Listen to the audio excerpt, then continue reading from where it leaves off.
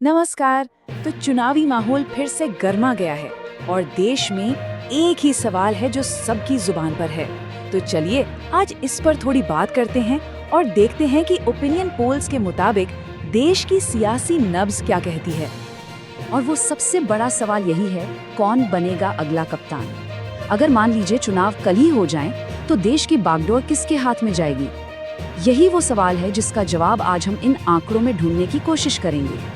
देखिए, मोटे तौर पर देखें तो कहानी में दो किरदार मेन हैं। एक तरफ है प्रधानमंत्री मोदी, जिनके लिए सवाल है कि क्या वो तीसरी बार वापसी करेंगे, और दूसरी तरफ है राहुल गांधी, जिनसे उम्मीद है कि क्या वो कोई मास्टर स्ट्रोक चलकर बाजी पलट देंगे।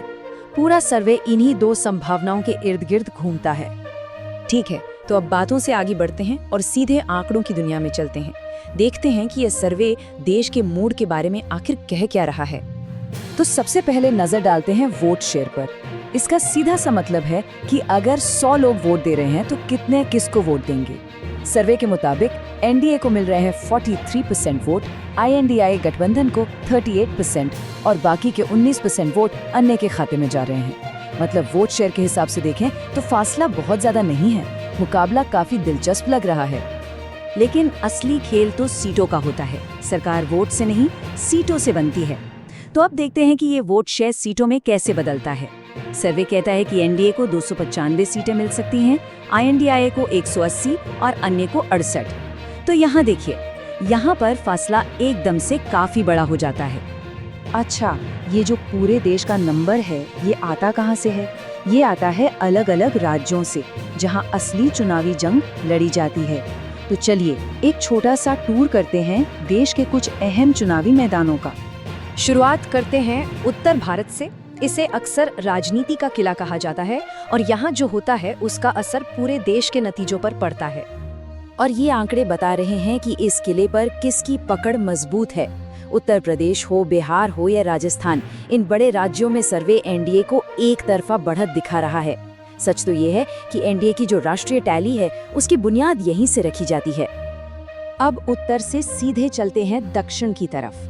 यहाँ की राजनीति, यहाँ के समीकरण, सब कुछ एकदम अलग है। यहाँ का मुकाबला कहीं ज्यादा कड़ा और दिलचस्प है। और ये नंबर्स देखिए, ये उत्तर और दक्षिण की कहानी का फर्क साफ साफ बताते हैं। तमिलनाडु और केरल में आईएनडीए गठबंधन का दबदबा दिख रहा है, तो कर्नाटक में फाइट थोड़ी क्लोज है। इससे ये पता चलता है कि कोई एक तरफा लहर नहीं है। देश के अलग अलग हिस्सों में वोटर अलग अलग तरह से सोच रहा है। तो हमने राज्यों की बात कर ली। अब ये समझते हैं कि लोग जब वोट देने जाते हैं तो उनके दिमाग में चलता क्या है, वो कौन से मुद्दे हैं जो सबसे ज्यादा मायने रखते हैं। सर्वे के हिसाब से ये 4 मुद्दे टॉप पर हैं। महंगाई और बेरोजगारी, यानी रोजमर्रा की जिंदगी से जुड़े मुद्दे सबसे अहम हैं। इसके बाद आते हैं विकास और भ्रष्टाचार। मतलब साफ है, चुनाव इस बात पर लड़ा जाएगा कि विकास के बड़े बड़े वादे और आम आदमी की जेब की हकीकत में कितना तालमेल है। और ये एक लाइन जो सर्वे में कई लोगों ने कही, ये पूरी कहानी का निचोड़ है कि हाँ, काम तो दिख रहा है, लेकिन हमारी जेब पर उसका असर कब दिखेगा। ये एक ऐसा सवाल है जो वोटर हर पार्टी से पूछ रहा है। तो हमने देश का मूड समझ लिया, राज्यों का हाल देख लिया और जनता के मन की बात भी जान ली। अब इन सब टुकड़ों को जोड़कर देखते हैं कि आखिर में बड़ी तस्वीर क्या बनती है। तो ये वो मौका है जब सारे छोटे बड़े आंकड़े मिलकर एक फाइनल नंबर बनाते हैं। चलिए देखते हैं कि अंतिम अनुमान क्या कहता है। पर उससे पहले ये नंबर याद कर लीजिए, 272। ये वो जादुई आंकड़ा है जो दिल्ली का रास्ता तय करता है। सरकार बनाने के लिए इतनी सीटें चाहिए ही चाहिए। तो सवाल ये उठता है कि लेखक इतने आत्मविश्वास से ये दावा कर कैसे रहा है। चलिए पता लगाते हैं। अब इतना बड़ा दावा, इतना कॉन्फिडेंस आ कहां से रहा है? जरा इस एक कोट पर नजर डालिए जो लेख में दिया गया है। ये सिर्फ एक विश्लेषण नहीं है, ये एक ऐलान जैसा लगता है। इससे पता चलता है कि लेखक चुनावी माहौल को किस नजर से देख रहा है। चलिए शुरू करते हैं भारत के दिल मध्य प्रदेश से। यहाँ दांव पर है 29 सीटें और इस लेख के हिसाब से तो यहाँ कोई टक्कर ही नहीं है। तो मध्य प्रदेश के लिए भविष्यवाणी क्या है? एकदम साफ, 29 में से 29 सीटें एनडीए को। लेख के मुताबिक विपक्ष का खाता भी नहीं खुलेगा। ये तो पूरी तरह से एक तरफा जीत का दावा है। तो सवाल ये है कि इस क्लीन स्वीप का आधार क्या है? लेख इसे कहता है विकास की लहर। ये सिर्फ एक शब्द नहीं है, ये एक बहुत पावरफुल इमेज है। ये बताता है कि मतदाता सिर्फ नीतियों पर रिएक्ट नहीं कर रहे हैं, बल्कि उन्हें लग रहा है कि वो एक बड़े बदलाव का हिस्सा हैं। ठीक है, तो ये तो हुई मध्य प्रदेश की बात। अब चलते हैं पहाड़ों की तरफ, हिमाचल प्रदेश। क्या वहाँ भी कहानी कुछ ऐसी ही है? यहाँ 4 सीटें हैं और भविष्यवाणी यहाँ भी उतनी ही जबरदस्त है। और हाँ, यहाँ भी पैटर्न बिल्कुल वैसा ही दोहराया गया है। लेख की भविष्यवाणी के हिसाब से हिमाचल की 4 सीटें एनडीए के खाते में जाती दिख रही हैं। विपक्ष के लिए कोई जगह नहीं। देखिए, ये लेख सिर्फ नंबरों का खेल नहीं बता रहा है, ये माहौल की भी बात कर रहा है। हिमाचल के बारे में कहा गया है कि वहाँ की वादियों में सबसे ऊंची गूंज एनडीए के कैंपेन की ही है। इसी से पता चलता है कि लेखक को क्यों लग रहा है कि हवा एक ही तरफ बह रही है। चलिए अब देश के दूसरे हिस्से में चलते हैं, नॉर्थ ईस्ट। क्या ये जो पैटर्न हमने देखा वो नागालैंड और सिक्किम जैसे छोटे लेकिन स्ट्रेटेजिकली बहुत जरूरी राज्यों में भी दिखेगा? और कहानी यहाँ भी नहीं बदलती। नागालैंड और सिक्किम दोनों ही राज्यों में एक सीट है और दोनों ही एनडीए को जाती दिख रही हैं। इससे वो जो 35-0 का दावा है वो और भी पक्का होता दिखता है। तो नॉर्थ ईस्ट में इस अनुमानित जीत का क्या कारण बताया जा रहा है? लेख के मुताबिक ये सिर्फ सड़कें या बिल्डिंग्स बनाने की बात नहीं है, बात है विकास के जरिए लोगों के दिलों को छूने की। ये एक बहुत ही इमोशनल तर्क है। तो हमने मध्य प्रदेश देखा, हिमाचल देखा और नॉर्थ ईस्ट भी। इन सारी भविष्यवाणियों में एक चीज कॉमन है, एक धागा है जो इन सबको जोड़ता है, और लेख इस पर एक बहुत ही साफ तर्क देता है। तो पूरे लेख का जो सार है, जो निचोड़ है, वो 2 शब्दों पर आकर टिक जाता है, स्थिरता और विकास। लेखक का मानना है कि वोटर एक स्टेबल सरकार और दिखने वाले डेवलपमेंट के नाम पर वोट कर रहे हैं, और यही चीज इन सभी राज्यों में एनडीए के पक्ष में एक लहर बना रही है। तो कहानी शुरू होती है देश के सबसे पहले नतीजे से, और ये नतीजा कहां से आया? ये आया अरब सागर के बीच बसे खूबसूरत केंद्र शासित प्रदेश लक्षद्वीप से। अब देखिए, लक्षद्वीप में लोकसभा की सिर्फ 1 सीट है, लेकिन कहते हैं ना, हर बड़ी कहानी की शुरुआत एक छोटे से कदम से होती है। तो हमारी चुनावी कहानी की शुरुआत भी यहीं से होती है। और नतीजा क्या रहा? पहली ही सीट सीधा एनडीए के खाते में। जैसा कि एक जगह कहा गया है, अरब सागर के नीले पानी के बीच से खबर आई, 1 सीट, और वो पूरी की पूरी एनडीए की। तो स्कोरबोर्ड पर पहला अंक लग चुका है। चलिए अब रुख करते हैं उत्तर भारत की तरफ, और यहाँ हमें 2 बिल्कुल अलग, एकदम जुदा चुनावी कहानियां देखने को मिली। सबसे पहले चलते हैं बर्फीले पहाड़ों की वादियों में, जम्मू कश्मीर। यहाँ कुल 6 सीटों पर मुकाबला था, और नतीजा बिल्कुल बराबरी पे छूटा। 3 सीटें एनडीए को तो 3 सीटें इंडिया गठबंधन को, मतलब एकदम कांटे की टक्कर। इसने वाकई सबको हैरान कर दिया। इसे एक जगह बहुत ही दिलचस्प तरीके से बताया गया। ये एक बैलेंस्ड फाइट थी, जैसे क्रिकेट का कोई टाई ब्रेकर मैच। वाकई शांति और विकास के मुद्दों पर एक रोमांचक मुकाबला देखने को मिला। तो जम्मू कश्मीर के इस टाई के बाद अब सीधा चलते हैं देश की राजधानी दिल्ली। यहाँ दांव पर थीं 7 सीटें, और दिल्ली का फैसला जम्मू कश्मीर से एकदम उलट। यहाँ नतीजा एक तरफा रहा, एक क्लीन स्वीप। 7 की 7 सीटें एनडीए के पाले में गईं। इंडिया गठबंधन यहाँ अपना खाता तक नहीं खोल पाया। इस नतीजे पर एक बड़ी दिलचस्प टिप्पणी सुनने को मिली। दिल्ली तो जैसे मोदी मैजिक में डूबी हुई है। ठीक है, तो लक्षद्वीप से शुरुआत, फिर जम्मू कश्मीर का टाई और दिल्ली का क्लीन स्वीप। एनडीए 49 सीटों के साथ काफी आराम से आगे हैं। वहीं इंडिया गठबंधन 20 पर है और 2 सीटें दूसरों के खाते में है। मुकाबला वाकई दिलचस्प होता जा रहा है। उत्तर के बाद अब कहानी का रुख करते हैं दक्षिण भारत की तरफ। देखते हैं वहां की सियासी हवा किस ओर बह रही है। और दक्षिण से एक बड़ा और अहम नतीजा आया तेलंगाना से।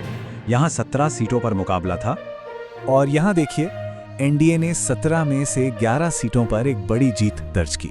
दिलचस्प बात यह है कि इंडिया गठबंधन को एक भी सीट नहीं मिली, बाकी 3 सीटें क्षेत्रीय पार्टियों के पास गईं। दक्षिण में एनडीए की ये जीत एक बहुत अहम दस्तक मानी जा रही है। और इसी के साथ फ्रेंच फ्लेवर वाले खूबसूरत शहर पुडुचेरी की 1 सीट भी एनडीए के ही नाम रही। अब कुछ और राज्यों पर नजर डालते हैं, जहां कहीं तो एक तरफा जीत मिली तो कहीं कहीं करीबी मुकाबले हुए। इन नतीजों ने कहानी को और भी ज्यादा दिलचस्प बना दिया है। और ये स्लाइड दो बिल्कुल अलग तस्वीरें दिखाती है। एक तरफ है छत्तीसगढ़, जहां एनडीए ने 11-0 से क्लीन स्वीप किया, 100% का स्ट्राइक रेट, और दूसरी तरफ है पंजाब, जहां कहानी एकदम उल्टी है। यहां इंडिया गठबंधन ने 11 सीटें जीतकर अपना दबदबा दिखाया। और फिर बादलों के घर मेघालय में हमें जम्मू कश्मीर जैसा ही एक और ताय देखने को मिला। यहां भी नतीजा 1-1 से बराबर रहा, एक सीट एनडीए को और एक इंडिया गठबंधन को। तो चुनावी नतीजों की रात स्क्रीन पर जो नंबर बदलते हैं ना, वो सिर्फ आंकड़े नहीं होते, वो तो एक पूरी कहानी सुना रहे होते हैं, देश के मिजाज की। तो चलिए आज हम इन्हीं नंबरों की कहानी को समझते हैं परत परत। देखते हैं कि कैसे एक एक राज्य ने मिलकर भारत का फैसला सुनाया। तो सबसे बड़ा सवाल यही उठता है, ये जो नंबर हैं, ये आखिर कहानी क्या कह रहे हैं? चलिए पता लगाते हैं। इस सवाल का जवाब हमें मिलेगा इन आंकड़ों के सफर में। हम एक एक राज्य को देखेंगे और समझेंगे कि नतीजों की ये पूरी इमारत ईंट दर ईंट कैसे बनी। वो कौन से राज्य थे जहां से पहली तस्वीरें आई, जहां से बढ़त बननी शुरू हुई? आइए देखते हैं। और हमारी गिनती की शुरुआत हो रही है दक्षिण के एक बहुत ही अहम रण क्षेत्र कर्नाटक से। देखिए, ये एक ऐसा राज्य है जहां विधानसभा चुनाव के नतीजे कुछ और ही थे। तो जाहिर है सबकी नजरें इस बात पर थी कि लोकसभा में यहाँ क्या होता है। तो नतीजे सामने हैं। कर्नाटक की कुल 28 सीटों में से बीजेपी के नेतृत्व वाले एनडीए को मिली 22 सीटें, एक बड़ा आंकड़ा। वहीं विपक्षी दलों के इंडिया गठबंधन को 5 सीटों पर ही रुकना पड़ा और एक सीट गई अन्य के खाते में। सच कहूं तो दक्षिण में इतनी मजबूत शुरुआत ने कई राजनीतिक पंडितों को भी चौंका दिया था। और शायद इसीलिए हमारे स्रोत इसे कहते हैं एनडीए का दक्षिणी दबदबा एक सरप्राइज पैकेज। सच में इस एक नतीजे ने चुनाव के दिन का शुरुआती टोन सेट कर दिया था। तो दक्षिण में इस जबरदस्त प्रदर्शन के बाद चलिए अब पश्चिम की ओर चलते हैं। प्रधानमंत्री के गृह राज्य गुजरात। यहाँ कहानी सरप्राइज की नहीं थी, यहाँ तो उम्मीदें थी क्लीन स्वीप की। और हुआ भी बिल्कुल वैसा ही। गुजरात ने एकदम एक तरफा फैसला सुनाया। 26 में से 25 सीटें सीधी एनडीए के खाते में। इंडिया गठबंधन को मिली सिर्फ एक सीट। ये अपने गढ़ को बचाने जैसा था, और वो भी क्या शानदार तरीके से। तो सोचिए, सिर्फ इन दो बड़े राज्यों के बाद ही तस्वीर क्या बन रही है। अच्छा, अब बड़े राज्यों की बात तो हो गई, लेकिन कहानी सिर्फ इनकी नहीं होती। चलिए देखते हैं कि कैसे छोटे छोटे राज्य और यूनियन टेरिटरीज भी इस बड़ी कहानी में अपना रोल अदा करते हैं और कैसे ये आंकड़ों की रफ्तार को और तेज कर देते हैं। और जरा रफ्तार देखिए, दमन और दीव से +1, अरुणाचल प्रदेश से +2, उत्तराखंड की पांचों सीटें और मिजोरम से भी +1। ये जो छोटी छोटी लेकिन पक्की जीतें होती हैं ना, यही मिलकर एक बड़ी लहर बनाती हैं। तो इन सारी जीतों को मिला के अब हमारी गिनती पहुंच गई है 240 सीटों तक। और एनडीए का स्कोर 166, वो अपनी बढ़त को और भी मजबूत कर रहा है। इंडिया गठबंधन अभी 64 पर है। बहुमत का जो मैजिकल नंबर होता है ना, वो अब यहां से साफ साफ पहुंच में दिखने लगा है। लेकिन अब हम उस राज्य की तरफ बढ़ रहे हैं जिसके बारे में कहा जाता है कि दिल्ली का रास्ता वहीं से होकर जाता है। जी हां, भारतीय राजनीति का सबसे बड़ा रणक्षेत्र, एक ऐसा राज्य जहां के नतीजे पूरी चुनावी हवा का रुख बदल सकते हैं। 80, बस ये एक नंबर काफी है। जी हां, 80 सीटें। ये सिर्फ एक आंकड़ा नहीं है, ये अपने आप में एक पूरी की पूरी कहानी है। बात हो रही है भारत के सबसे बड़े राज्य उत्तर प्रदेश की। और यहाँ के नतीजों ने तो जैसे सब कुछ तय कर दिया। 80 में से 70 सीटें, एक जबरदस्त जीत एनडीए के लिए। इंडिया गठबंधन सिर्फ 10 सीटों पर सिमट गया। ये किसी पॉलिटिकल भूकंप से कम नहीं था और इसने एनडीए को बहुमत के बिल्कुल दरवाजे पर लाकर खड़ा कर दिया। और इसीलिए हमारे स्रोत इसे कहते हैं यूपी फैक्टर। क्या कमाल का नतीजा। सच में ये वो फैक्टर था जिसने विपक्ष की बची खुची उम्मीदों पर भी पानी फेर दिया और सत्ता की दौड़ को लगभग एक तरफा बना दिया। तो यूपी के नतीजों के बाद एक बार फिर से स्कोरबोर्ड पर नजर डालते हैं। अब तक 321 सीटों की गिनती हो चुकी है और एनडीए का आंकड़ा देखिए, 237, इंडिया गठबंधन 74 पर और अन्य 10 पर। अब ये सिर्फ एक बढ़त नहीं है, ये एक प्रचंड बढ़त है। तो अब जीत की नींव तो रखी जा चुकी है मजबूती से। चलिए अब देखते हैं कि कुछ और राज्यों ने इस बढ़त को और कैसे मजबूत किया और फाइनल तस्वीर को शेप दिया। अब चलते हैं पूरब की ओर, उड़ीसा, जहां चुनावी तस्वीर बिल्कुल साफ नजर आई। तो ओडिशा की 21 सीटों में से 15 सीटें एनडीए ने जीती। इंडिया गठबंधन को मिली 2 सीटें और 4 सीटें गईं अन्य के खाते में, जिसमें वहां की एक बड़ी रीजनल पार्टी भी शामिल है। ये जीत दिखाती है कि पूर्वी भारत में भी एनडीए का प्रभाव कितना बढ़ रहा था। और अब हम अपनी गिनती के आखिरी पड़ाव पर हैं। चलिए झारखंड के आंकड़े देखते हैं। झारखंड में भी कहानी ज्यादा अलग नहीं थी। वहां की 14 सीटों में से 13 सीटें एक तरफा तरीके से एनडीए ने जीती और इंडिया गठबंधन को मिली सिर्फ 1 सीट। तो ये इस इलाके में एनडीए के दबदबे पर एक और पक्की मोहर थी। तो जितने भी राज्यों को हमने अभी तक देखा, उन सभी के आंकड़ों को मिलाकर ये है फाइनल तस्वीर। एनडीए 265 सीटों के साथ सबसे बड़ी ताकत, इंडिया गठबंधन 77 पर और अन्य 14 पर। ये आंकड़े वही कहानी कह रहे हैं जिसे हमने राज्य दर राज्य एक एक करके बनते हुए देखा। तो ये थी कहानी नंबरों की। हमने देखा कि कैसे अलग अलग राज्यों के छोटे बड़े नतीजों ने मिलकर एक राष्ट्रीय तस्वीर बनाई। लेकिन देखिए, हर चुनाव का अंत ना एक नई शुरुआत होता है, एक नई सरकार की, एक नई राजनीति की। तो हमारी पड़ताल भी यहीं से शुरू होती है। तो चलिए सबसे पहले चलते हैं चंडीगढ़, एक प्लैन्ड सिटी। तो क्या यहाँ का नतीजा भी पहले से तय था? देखते हैं इस शहर ने सत्ताधारी गठबंधन एनडीए और विपक्षी गठबंधन इंडिया में से किसको चुना है। और नतीजा एकदम शीशे की तरह साफ। चंडीगढ़ की एक अकेली लोकसभा सीट और वो सीधी गई एनडीए के खाते में। इंडिया गठबंधन या किसी और को यहाँ कोई मौका नहीं मिला। ये एक छोटी जीत हो सकती है, लेकिन दिन की शुरुआत के लिए एक मजबूत मनोवैज्ञानिक बढ़त है। खाता खुल चुका है और इसीलिए शायद इसे कहा जा रहा है प्लैन्ड सिटी, प्लैन्ड जीत। मतलब शहर की तरह ही जीत भी सुनियोजित थी। ये शुरुआती बढ़त कहानी को एक दिलचस्प मोड़ तो देती है, पर सवाल ये है कि क्या ये ट्रेंड देश के बाकी हिस्सों में भी दिखेगा। चलिए आगे बढ़ते हैं। अब हम रुख करते हैं देश के पूर्वोत्तर की तरफ, नॉर्थ ईस्ट।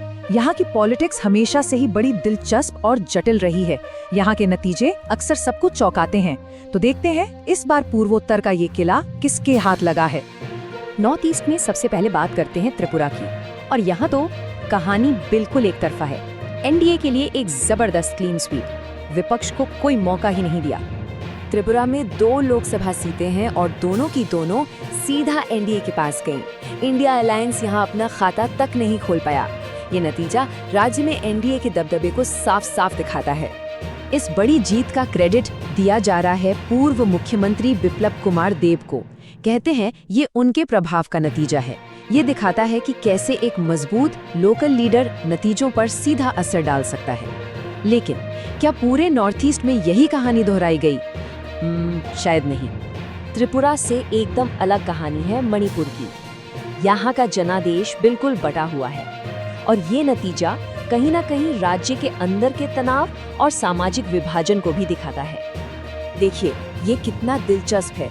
यहाँ सीटें भौगोलिक आधार पर बट गई हैं। जो मैदानी इलाका है वहाँ की सीट एनडीए को मिली और पहाड़ी इलाके वाली सीट गई इंडिया अलायंस के पास। मतलब साफ है, मैदान बनाम पहाड़ की पॉलिटिक्स यहाँ के नतीजों में साफ झलक रही है। चलिए अब चलते हैं नॉर्थ ईस्ट के सबसे बड़े प्लेयर की तरफ, असम। 14 सीटें हैं यहाँ और यहाँ जो होता है उसका असर पूरे क्षेत्र की राजनीति पर पड़ता है। और असम के आंकड़े देखिए, एनडीए के लिए बेहद शानदार। कुल 14 में से 12 सीटें। इंडिया अलायंस बस 2 सीटों पर सिमट गया। ये एक बहुत बड़ी जीत है जो दिखाती है कि नॉर्थ ईस्ट में एनडीए की पकड़ कितनी मजबूत है। इस जबरदस्त परफॉर्मेंस के पीछे एक ही नाम लिया जा रहा है, हिमंत का जादू। मुख्यमंत्री हिमंत बिस्वा शर्मा की रणनीति और जमीनी पकड़ ने यहाँ एनडीए के लिए कमाल कर दिया है। तो नॉर्थ ईस्ट की कहानी हमने देख ली। अब बारी है बड़े राज्यों की, वो स्टेट्स जहाँ सीटें ज्यादा हैं और जहाँ से दिल्ली का रास्ता तय होता है। यहाँ नंबर भी बड़े हैं और ड्रामा भी। तो सबसे पहले चलते हैं राजस्थान, और यहाँ तो लगता है एनडीए ने चुनावी जीत की जैसे बरसात ही कर दी है, विपक्ष को ज्यादा मौके दिए बिना।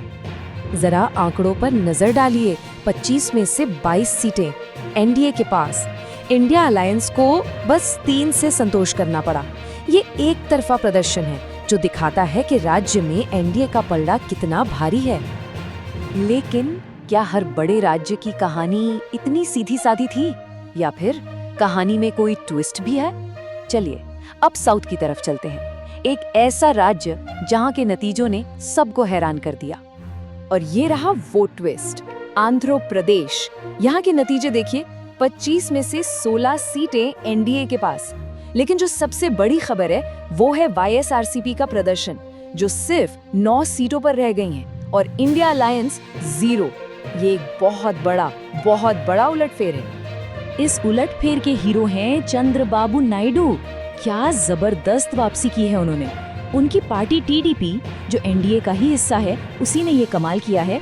और ये एक ऐसा ट्विस्ट है जिसने सिर्फ आंध्र की नहीं बल्कि दिल्ली की राजनीति के समीकरण भी बदल दिए हैं। तो हमने अलग अलग राज्यों की कहानी देखी, कहीं एनडीए का दबदबा तो कहीं जबरदस्त ट्विस्ट। अब इन सब टुकड़ों को जोड़कर देखते हैं कि बड़ी तस्वीर क्या कहती है। 500 से ज्यादा सीटों की गिनती हो चुकी है, तो आखिर लहर है किसकी? और ये है द बिग पिक्चर। 500 सीटों का आंकड़ा देखें। एनडीए 363 सीटों के साथ बहुत बड़ी बढ़त बनाए हुए है। इंडिया अलायंस 117 पर और बाकी 20। ये जो फासला है ये बहुत बड़ा है और ये एक बहुत साफ इशारा दे रहा है। इन नंबर्स को देखकर तो बस एक ही बात जुबान पर आती है, लहर तेज है।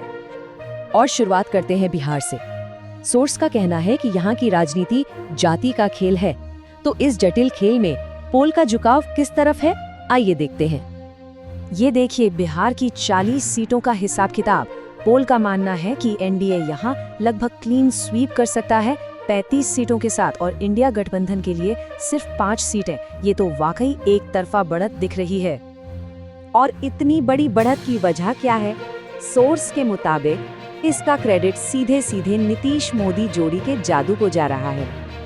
अच्छा, बिहार के बाद अब रुख करते हैं महाराष्ट्र का। सोर्स इसे मराठी मणि कह रहा है और यहाँ के आंकड़े भी एनडीए के टोटल में एक बड़ा हिस्सा जोड़ रहे हैं। और महाराष्ट्र में भी कहानी कुछ वैसी ही है।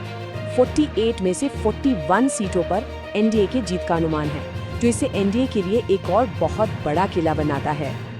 और यहाँ जीत का सेहरा किसके सर बांधा जा रहा है? सोर्स के हिसाब से ये शिंदे फडणवीस का कमाल है। यानी पोल का इशारा है कि स्थानीय नेतृत्व का असर राष्ट्रीय नतीजों पर साफ साफ दिख रहा है।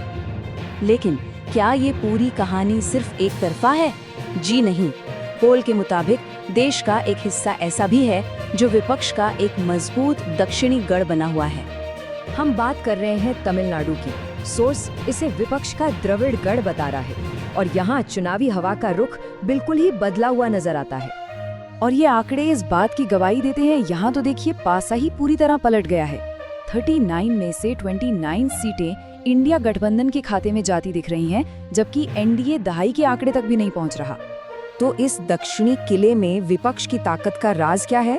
सोर्स के अनुसार ये है डीएमके का दबदबा, जो इसे विपक्ष के लिए एक मजबूत किला बना रहा है। तो अब इस स्लाइड पे देखिए, एक ही पोल के अंदर दो बिल्कुल अलग अलग कहानियां। एक तरफ महाराष्ट्र, एनडीए का किला, दूसरी तरफ तमिलनाडु, इंडिया गठबंधन का गढ़। यही तो हमारे देश की क्षेत्रीय राजनीति की जटिलता को दिखाता है। अच्छा, तो इन अलग अलग राज्यों की तस्वीरों को जोड़कर 543 सीटों की पूरी पहेली आखिर सुलझती कैसे है? चलिए अब वो देखते हैं। इस पूरी तस्वीर को बनाने में कुछ और राज्य और केंद्र शासित प्रदेश भी अपनी भूमिका निभा रहे हैं। यहाँ भी पोल एनडीए के लिए लगभग क्लीन स्वीप का अनुमान लगा रहा है, जैसा कि हरियाणा और इन दूसरे क्षेत्रों में दिख रहा है। और जब इन सभी राज्यों के आंकड़े जुड़ते हैं तो हम घूम फिर के वापस उसी नंबर पर आ जाते हैं जहां से हमने बात शुरू की थी। पोल का अंतिम निष्कर्ष एनडीए 400 पार। ये चार्ट साफ दिखा रहा है कि वो बड़ा आंकड़ा बना कैसे। लेकिन इन सब आंकड़ों के बाद सबसे जरूरी सवाल आता है, क्या हमें इसे अंतिम नतीजा मान लेना चाहिए? चलिए अब अनुमान और हकीकत के फर्क को समझते हैं। तो क्या इसका मतलब ये है कि नतीजा अब तय हो चुका है? इसका जवाब खुद पोल करने वाले ही देते हैं। उनका नोट साफ है, ये ओपिनियन पोल पर आधारित अनुमान है, असली वोट जनता का। और यही तो लोकतंत्र की सबसे बड़ी खूबी है ना? तो बस हम आपको इसी एक सवाल के साथ छोड़े जाते हैं, जनता का असली फैसला क्या होगा? ओपिनियन पोल तो हवा का रुख बताते हैं, लेकिन अंतिम फैसला तो हमेशा जनता के हाथ में ही होता है।